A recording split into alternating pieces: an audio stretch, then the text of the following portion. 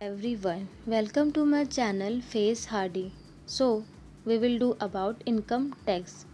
Income tax important direct tax होता है, okay. और ये सोर्स ऑफ रेवेन्यू होता है गवर्नमेंट के लिए। गवर्नमेंट को मनी चाहिए होता है to maintain law and order in the country. The source में बी डायरेक्ट और indirect. Who is liable to pay income tax? कोई भी पर्सन जिसकी taxable income previous financial year में एक्सीड कर जाती है मिनिमम टैक्सेबल लिमिट को, वो पर्सन लायबल होता है टैक्स पे करने के लिए in the current financial year. Characteristics of income tax. First point दिया हुआ है direct tax.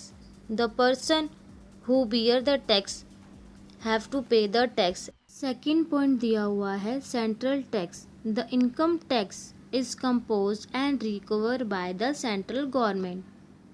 Means जो सेंट्रल गवर्नमेंट है वो इनकम टैक्स को कंपोज करती है और रिकवर करती है। थर्ड पॉइंट दिया हुआ है tax on total income.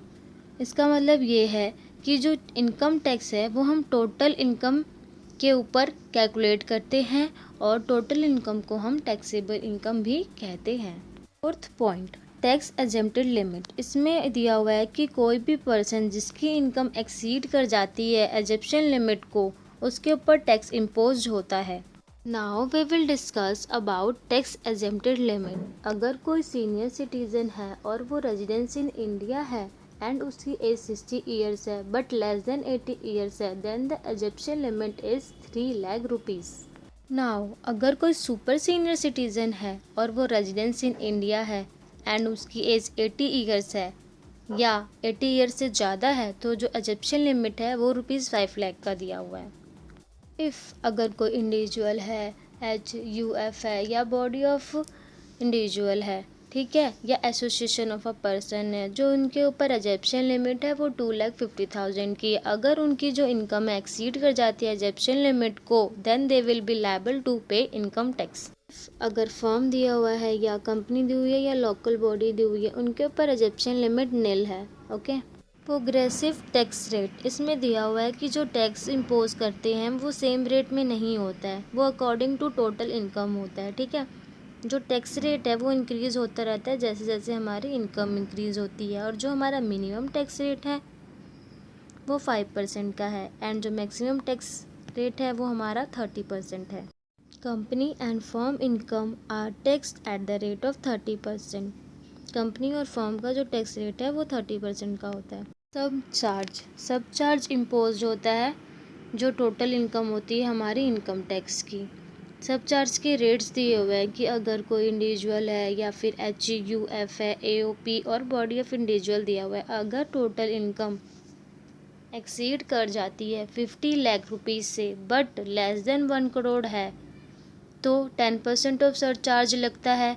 And if the total income exceeds 1 crore rupees then 15% का सबचार्ज लगता है। फॉर फर्म, अगर टोटल इनकम एक्सीड कर जाती है 1 करोड़ रुपीज़ को, then the sub charge will be 12%। और फॉर डोमेस्टिक कंपनी दिया हुआ है कि अगर टोटल इनकम एक्सीड करती है 1 करोड़ रुपीज़ को बट लेस देन 10 करोड़ है, देन 7% ऑफ सब चार्ज लगता है। इफ़ जो डोमेस्टिक कंपनी है अगर उसकी टोटल इनकम एक्सीड कर जाती है 10 करोड़ रुपीज़ को, then the sub charge will be impose at the rate of 12%। Health and education cess. सभी SSC लायबल होते हैं to pay the health and education cess at the rate of 4% on the total amount of income and also including the sub charge. The point is given tax burden. Tax is impose on the income of individual और ये progressive rate का होता है, that's why the rich person bear more tax burden, okay.